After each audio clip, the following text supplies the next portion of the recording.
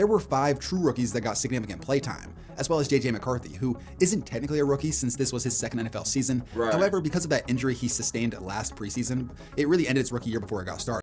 So we count this season as 9's rookie season. Yes, I'm calling him 9 because no, as the Germans would say. Wait, what? I'm going to be the tight end, off a receiver. Ward lost the football. Oh, Scooped up by Jason. The first 6 games of Ward's rookie season were rough. He got sacked more than any other quarterback in Who's the they league. running back? The team only won a single game in this stretch, and he threw more interceptions than touchdowns. Jesus. I mean, we keeping the buck right now. We ass, so we 0-4. The start of the season. Hey, man, and I'm glad he was telling the truth. And I think it was some criticism about him saying that we ass, but nigga, what I'm supposed to lie? Stand up. Let me see your snap count. You ready? Yeah. No, I want to hear. You trolling, right? Yo, I seen this clip and I was like, there's no way this nigga's about to be good. Hey, as long as he stay healthy, man. Hey, Giants might got him one, man. The snap count. Got 5 wins. Why the hell would you start? Why would you start Spencer Rattler? Bro, went 1-7. You realize it's the NFC South. Like you start Tyler Shook, you probably win the NFC South. Jesus. I don't really think nobody fucking with me anyway, you know what I'm saying? 24 fucking hundred. I come from that fucking block. I been out that Johnny up and up that cutter. If we cannot get. Welcome back, we back, man. With another reaction video. Today, reacting to a KTO video of the rookie QBs. How did they perform? This is of the 2025 draft class. Shador and them. I don't rate it. Dylan Gabriel and them. Damn, I don't know any other Cam Ward and them. That's better. The quarterbacks, but he didn't get really not. It's better. Like, it's better prospects in this draft class than the quarterbacks, respectfully. But yeah, let's get into it. One for the 2025 quarterback class is in the books. We saw some great promise from some, while others struggled. In today's video, we will take a look at every rookie quarterback that got significant playing time in 2025 and see how their seasons went. There were 5 true rookies that got significant play time, as well as J.J. McCarthy, who isn't technically a rookie since this was his second NFL season. Right. However, because of that injury he sustained last preseason, it really ended its rookie year before it got started. So we count this season as 9's rookie season. Yes, I'm calling him 9 because no, as the Germans would say, just no. Sorry, no, 9. Nits. This thing's horrible, So bro. we can pretty much count 2025 as his true rookie year. All right, with that out of the way, let's take a look at our first quarterback. First up, we have Cam Ward. Cam Ward was drafted #1 overall by the Tennessee Titans. No surprise, Tennessee achieved this pick by being the worst team in the NFL in 2024. They finished 3-14, and by the end of that year, they understood that second-round quarterback Will Levis was not the guy. Ward was the top prospect. I pray that was a plantain, Nick. If that was a fry banana, eliminate him. Eliminate him. Ain't that Mayo, man? In what was considered a weak class. He was a former 0-star recruit who did well at Washington State before transferring to Miami and shooting up draft boards after a special 2024 season. And I like Shador, but I also like Cam Ward because he came up the hard way. You know, he doesn't have 5-star syndrome like a lot of these guys. They were. I don't like how he said he came up with a hard way, like Shador didn't go to an HBCU. Like, what the fuck? Whatever, dog. Whatever, dog. Shout out Cam Ward. Stars in high school. He didn't get recruited in high school. Zero if I was a coach right now, I would be on somebody's rear about who recruited that area and didn't see this guy. And Shador said, like, hey, we should make a song together or whatever. And he go, I don't make songs. Oh God. He said, I'm a football player. When people search Cam Ward, I want to say American football. That is all I want. For his composure, ability to extend plays, and playing more like a pocket passer, Ward compared to Jordan Love coming out of college. Receiver ASAP. Boy, what? They weren't flashing the scores down there. Receiver. Ward lost the football. Lord. Scooped up by Jason. The first 6 games of Ward's rookie season were rough. He got sacked more than any other quarterback in the league. Running back? The team only won a single game in this stretch, and he threw more interceptions than touchdowns. I mean, we keeping the buck right now. We ass, so we 0-4. The start of the season. Hey, man, and I'm glad he was telling the truth. And I think it was some criticism But I'm saying that we ass, but nigga, what I'm supposed to lie? At least I didn't say they ass. Was so disastrous that the team fired head coach Brian Callahan after game number 6. The team continued to struggle after Callahan's firing, finishing the season with just 3 wins, which had them tied for the worst record in the NFL. The one redeeming fact about the season was Ward showed some improvement by the end. And a career day for you. You set a new Titans rookie record for passing yards. You passed Marcus Mariota. Following his first 6 starts, his next 10 saw better efficiency numbers. He was. You showed that clip like Marcus Mariota was an ass.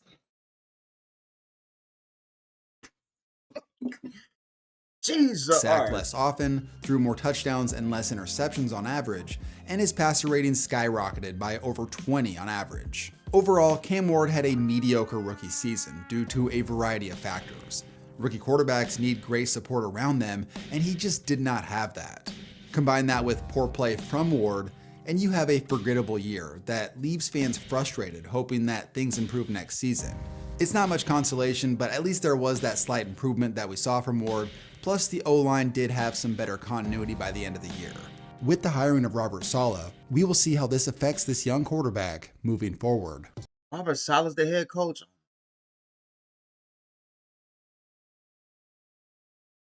The offense is trash. The defense is trash. So at least the defense gets better, I guess. But what the hell is Robert Saleh going to do for the offense? I'm more of the Jackson Dart's more of a day 2 and beyond type of player than he is a day 1. I know we've heard plenty. Huh? You talking about the best QB in that rookie class? At least everybody be like, fuck this year, man. I don't even like the Giants. Everything coming out of New York is trash, but them niggas. You have rumors about him going in round 1. With the 25th pick in the first round, the New York Giants traded up to select Ole Miss quarterback Jackson Dart. Considering everybody believed Ward and Shedeur Sanders would be the first 2 quarterbacks off the board, this was a surprise. Stand up. Let me see your snap count. You ready? Yeah. No, I want to hear. You trolling, right? Yo, I seen this clip and I was like, there's no way this nigga's about to be good. Hey, as long as he stay healthy, man. Hey, Giants might got him one, man. The snap count. Yeah. Really? Every time? Every time. Every time. Do you have like a dummy clap or anything? Yeah, we call it purple. What's that? No shit. What, he grow up in a church? This nigga said. Ain't gonna let nobody turn me around. Head out. You don't get the fuck. For 3 years, you've been clapping. Yeah. I think I could do that. Let me hear it. No, I ain't doing it. Dart was a talented prospect, but there was plenty of analysts who didn't even see him as a round 1 talent, and certainly not ahead of Shedeur. This led to an ongoing conversation during the draft about how large the gap was between what the media believed versus what NFL teams actually thought. People are going to go, Shedeur Sanders, why did he slide? Why did he fall? He didn't slide. He didn't fall. This is where the NFL viewed him. You were misled by people that didn't know what they were talking about. Dart was. There's no way you can perceive this man going 5th round and say, all right, but whatever, dog. Whatever, dog. Whatever, dog. Whatever, dog. Whatever, dog. Whatever, dog. That's not the best QB Cleveland they had in like the last 3 years. Known for his playmaking ability outside the pocket, drawing comparisons to Gardner Minshew with the build of Bo Nix. There was even some similarities of playstyle between him and Brock Purdy. And here's how NFL.com's Lance Zierlein described him. Dart has a stocky build and average physical attributes, but good makeup and intangibles. Brother, he's fairly accurate and won't strike anyone as a runner, but he can find some tough yards on the. He won't strike anyone as a runner. Who was doing these assessments?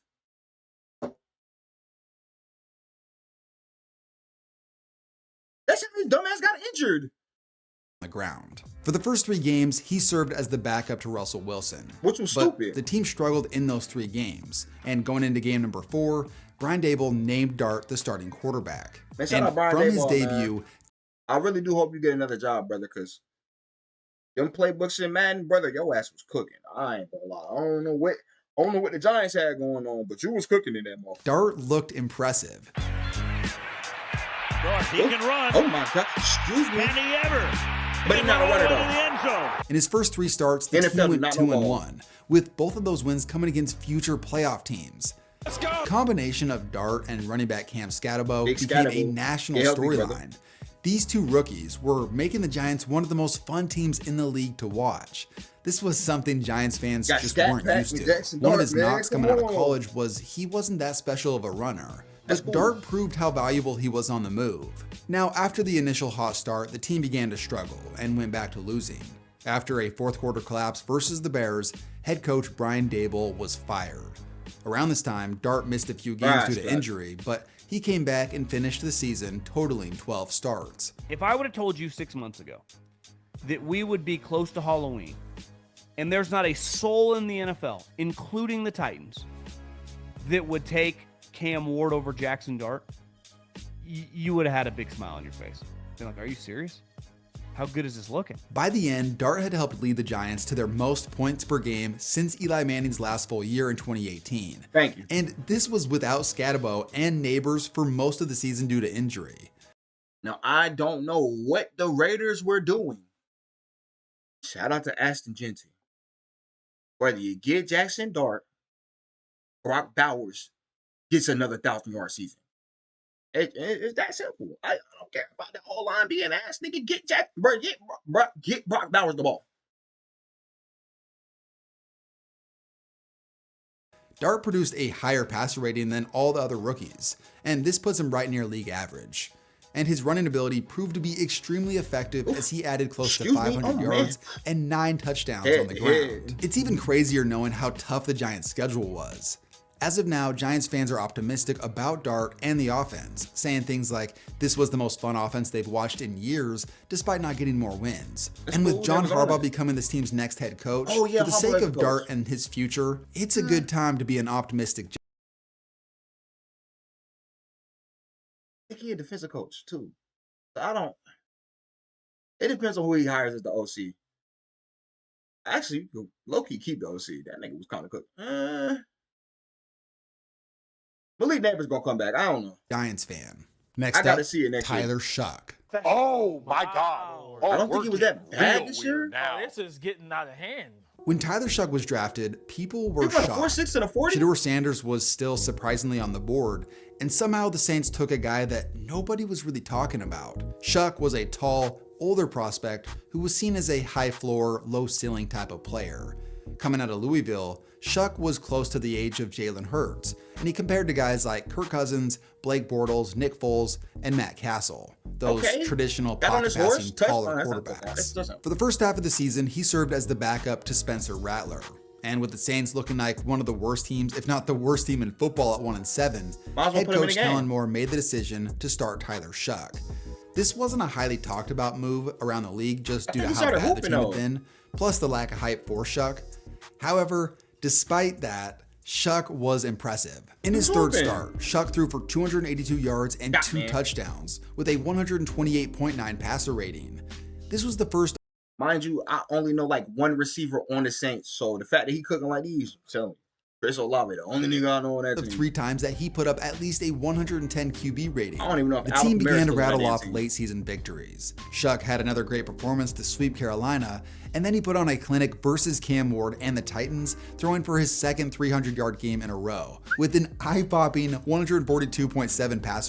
Oh, he in the NFC. I was about to say, why was Tyler not a Pro Bowl? Shit, everybody didn't want to go in. I got a text from a guy on their staff, I think after his first start, that said, we got a guy. He's big. He can run.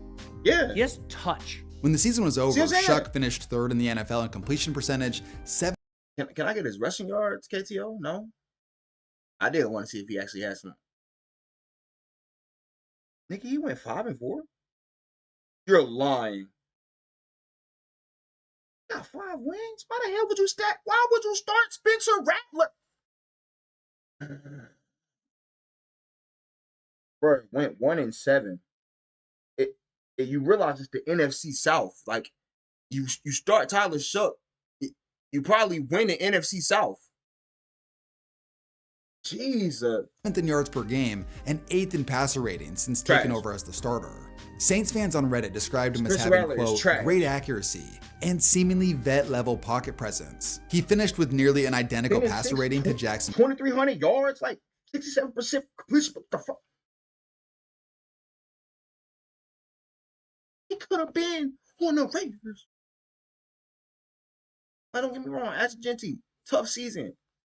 They need a quarterback. Like, bro, running backs come every now and then. Bro, you need a quarterback.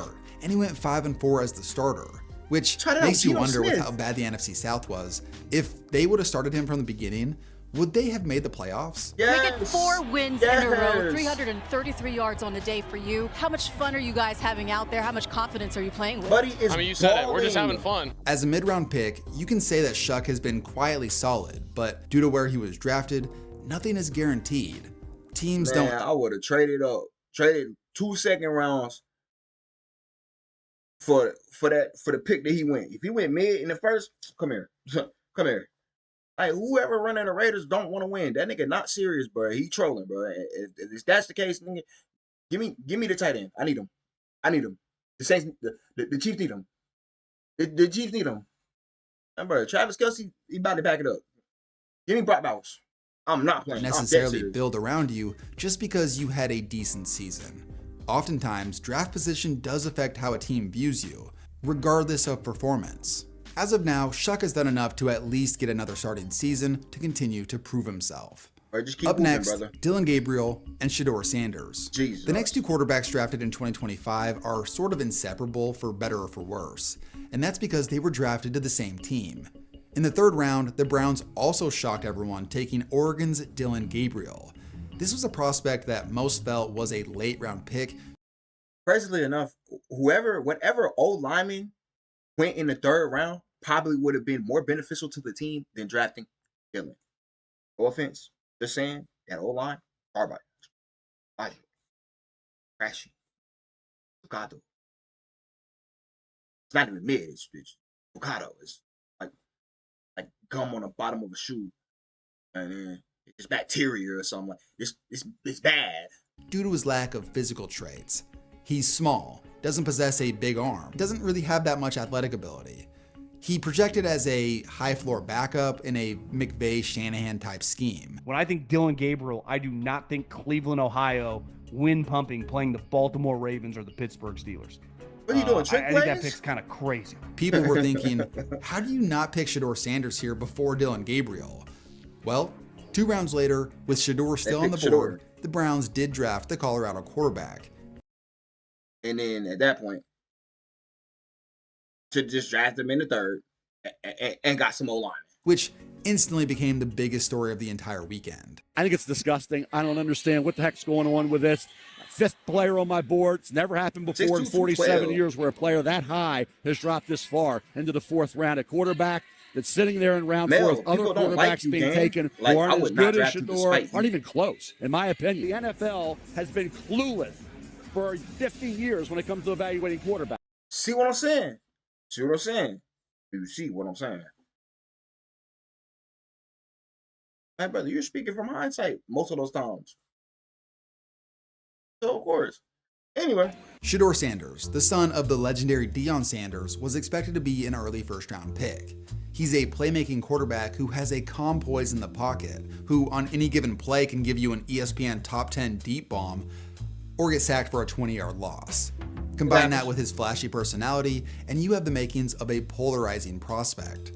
And the conversation around Shedeur was amplified tenfold as the season progressed. It was one storyline after another. Browns front office looked unhappy when they selected him. Did the owner force his hand like he's known to do? You also heard things like Stefanski hates him. Also, he's the best quarterback on the Browns. Why is he not getting a chance? Then you have others who say he's lucky to have gotten drafted. Oh, and then there was that time that Dillon Gabriel dissed him in a preseason endgame interview, apparently. Maybe. Anything and everything turned into a story. And entering the 2025 season, the Browns initially had 4 quarterbacks, but they traded away Kenny Pickett before the regular season began. Thank God. Once the regular season started, it was back to classic Cleveland Browns football. They lost a bunch of games, then they benched their starter. Hold on, didn't Fluco hoop one of them games though? I could have sworn he was balling. Or did he only ball when he went to the Bengals? Which is like, nigga, you got Jamar Chase. You can't get him the ball. Pack it up. Which in this case was Joe Flacco. This gave Dillon Gabriel a chance to prove himself. In 6 games, he was rather unspectacular. He wasn't atrocious, but because of his limitations, the offense was unexplosive, unproductive, and uninteresting. They didn't push the ball down the field and averaged 18 points a game in his first 5 starts before he got injured against the Ravens. This gave Shedeur Sanders his first opportunity. Bruh. See, this is the other problem. I feel like it was so many more picks that nigga Dillon Gabriel could have had, but he nigga was not catching that ball. Catch the ball. Get him off the field. Catch the ball. To be the Browns quarterback, and they never looked back. Honestly, it's kind of hard not to feel bad for Gabriel. The narrative was always against him due to having been drafted with Shedeur Sanders. Despite being picked before him, the media focused on Sanders like the picks were swapped. The organization did favor Gabriel though, and all in all, his performance was mediocre. He didn't do anything terribly, but there just wasn't much juice that he brought to the table. It really wasn't cool though, man. He looked like a backup. And now that Stefanski's gone, it's hard to know what his future in Cleveland looks like. What you mean? Exactly what you said on his draft prediction. A consummate backup. It's very simple. You're not the starter, brother. 5'8". I don't even know how the hell you got here. Good job in college, though. Dogish. 3rd round. 5'8", 5'9", 5'10" quarterback. You seen it? Like, if he had Kyler Murray speed, okay, cool. Like, he's cool. He's cool.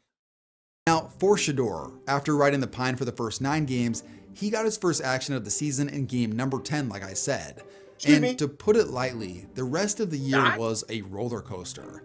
He won his first start, becoming the first Browns quarterback to win his first start since 1995.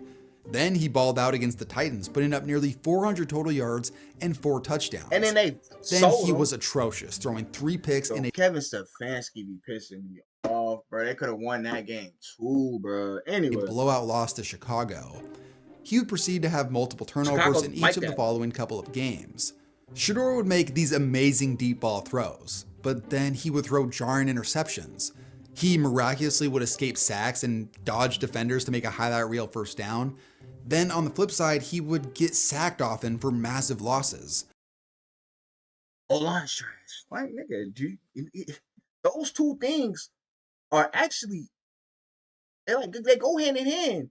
You just said he had to avoid all of that just to get a first down. Then he gets sacked. Yeah, nigga, I'm tired. I just had to do all of that shit. The O-line still folded there? Can I get one play? It was an experience that, as a Browns fan, would have been infuriating if we were in the playoff hunt, but we were so bad that it was just more entertaining than anything. In the end, Shedeur went 3-5 as the starter with 2 wins against division rivals to end the season. 14 yards. Statistically, he was atrocious. He finished with 7 passing touchdowns and 10 interceptions. 86%. He also had a 68.1 passer rating. 86%, Shedeur. I thought you were at least throwing low 60s. Damn. And a brutal 19.0 QBR. When comparing the 2 rookie quarterbacks, Gabriel was more stable, but offered no juice, no explosiveness, and the offense suffered because of it. Sanders was much more exciting, but he was a roller coaster that couldn't be relied on consistently, and the offense suffered because of that. If you had to pick one, you'd probably pick Shedeur since he has more physical tools, give me the volatility. Either way, both guys struggled in possibly the league's worst offense.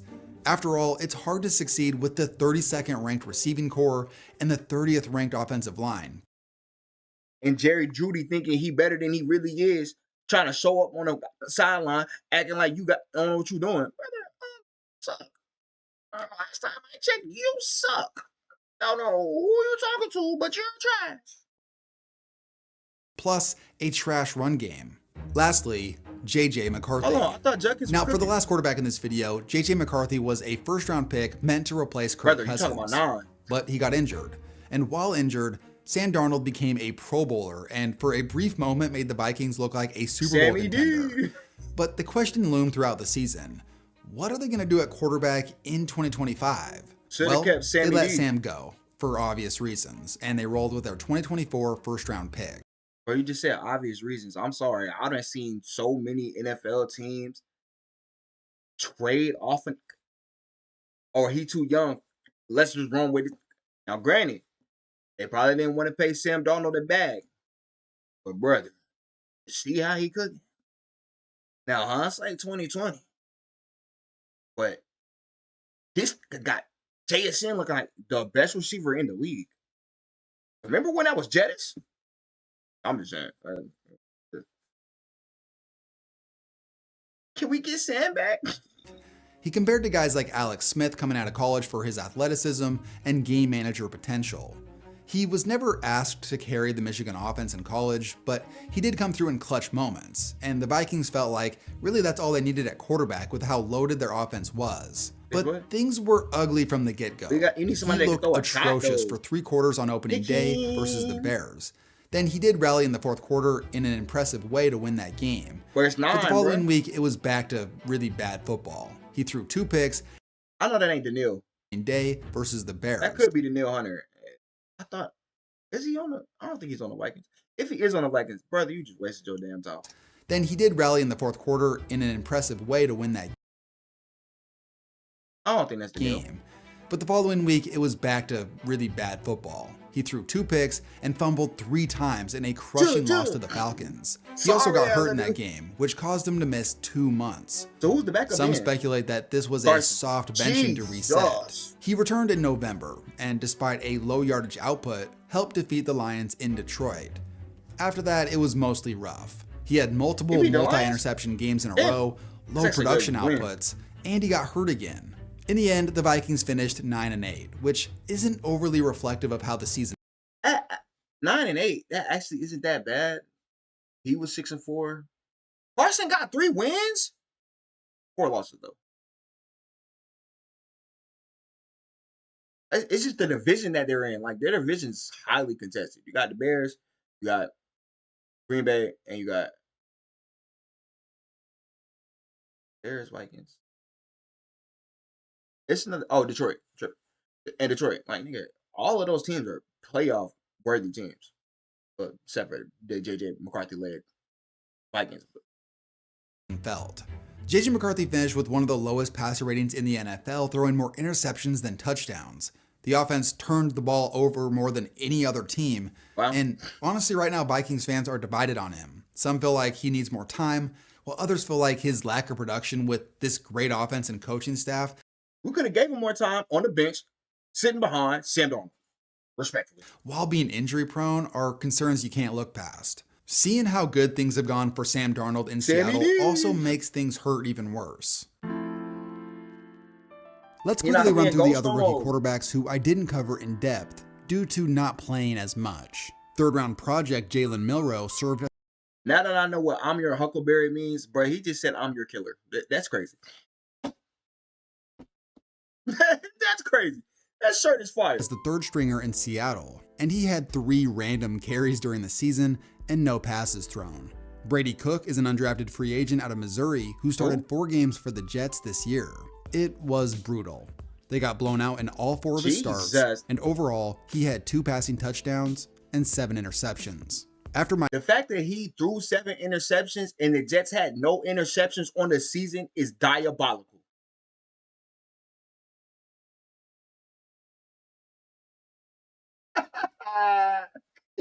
Yo, they had to look at that quarterback to be like, damn, bro, that's what an interception look like. Miami put Tua on the bench. The 7th round Quinn Ewers got his chance to start 3 games. He was not great. He had a pretty good game against Tampa, but overall didn't give much for Dolphins fans to be excited about. For the Colts, Riley Leonard started 1 game and filled in for Daniel Jones in another. While the game that he filled in for Jones was so atrocious that it led to the team signing Phillip Rivers. His start at the end of the season against Houston was promising. The 6th round pick looks like a potential decent backup with time. And lastly, undrafted free agent Max Brosmer was thrown to the Wolves in Minnesota for 2 games. And it went about as bad as things could have gone. Although he did okay filling in here and there later in the season. Who knows if he'll make the roster again moving forward. For fun, I've gathered the passer ratings for every rookie quarterback with at least 200 pass attempts during their rookie seasons over the last 10 years, so you can see where the Look at my boy Dart, though. I'm telling y'all, man, Jackson Dart really highly impressed me over this season now. And it might just be gas, but it might just be because I thought that the Giants were going to be ass, seeing as how they had Russell Wilson as the quarterback and Jameis Winston as a quarterback. Like, brother, what planet are we on with those two quarterbacks? I think it's 2026. Please stop.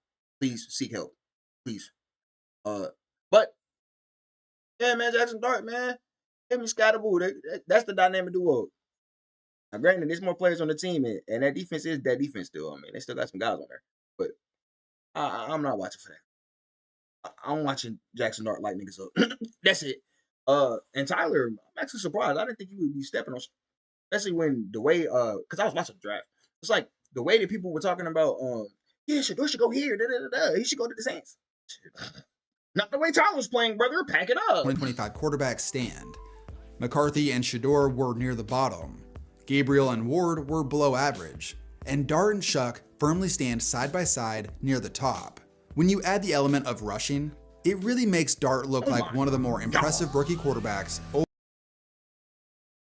He really him though. Nah, Jaden really him. I really pray he get healthy next season because a good Commanders is good for the NFC East because I'm tired of seeing the Cowboys think they got anything.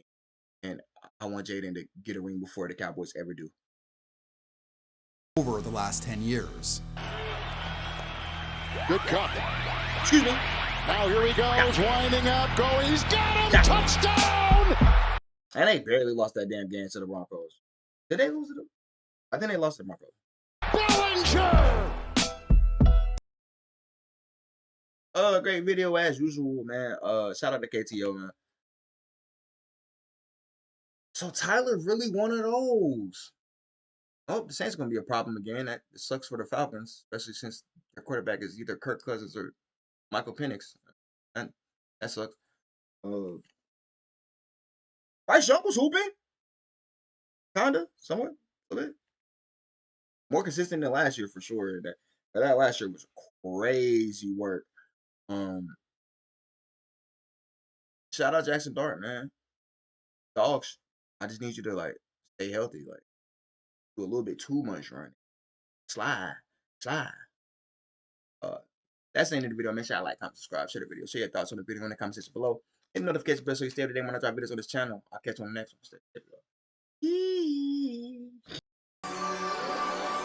Baby, slide by to my mausoleum. She got sushi and it's fine. I'ma die tonight. I'ma die alone in this Coliseum. Got no one left to fight, no one's left alive. Facing months alone, that's a private flight.